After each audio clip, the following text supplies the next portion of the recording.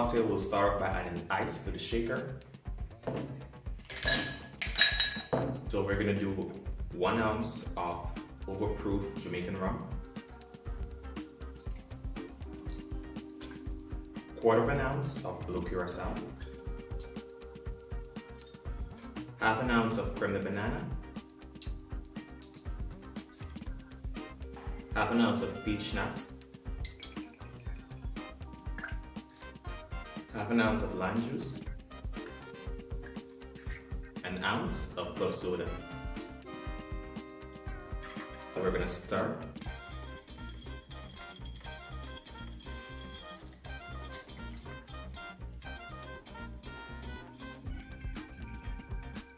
I don't think that this drink would be complete without the proper garnish.